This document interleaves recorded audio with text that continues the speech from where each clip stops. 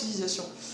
L'Aïd, la fête de l'Aïd. Bon, c'est une fête, c'est super, c'est bien. Mais c'est vrai que quand on n'est pas habitué, et qu'on vient de France, et qu'on a été élevé dans la mentalité française, on peut être vraiment déconcerté par le fait qu'il y a du sang partout dans les rues. Bon, j'exagère un petit peu, mais c'est vrai qu'on voit des taches de sang, il y a des moutons partout, accrochés. Ça fait un peu un carnage, quoi. Enfin, un carnage, genre... voilà, donc... ah oui, puis les têtes de mouton, les têtes de bœuf, bien mis en évidence dans les charcuteries. Pardon, c'est pas charcuterie. Bien en évidence dans les... comment ça s'appelle là? Bah si, charcuterie. Non, c'est pas charcuterie. J'ai eu un lapsus là. Bon, les magasins, on vend de la viande. C'est peut-être charcuterie, je sais plus.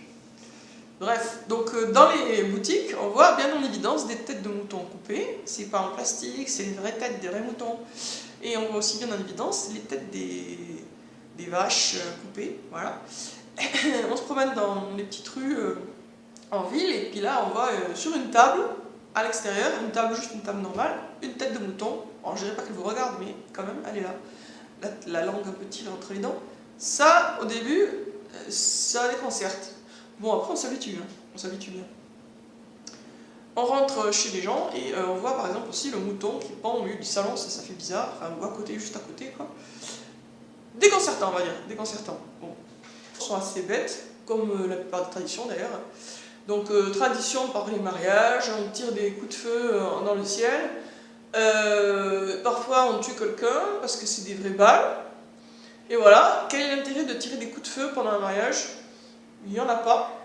C'est dangereux, il y en a qui meurent comme ça régulièrement, donc c'est le mariage, mais un mort, deux morts, bon.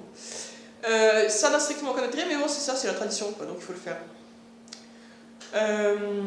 Et par rapport à la mort, c'est aussi parce que...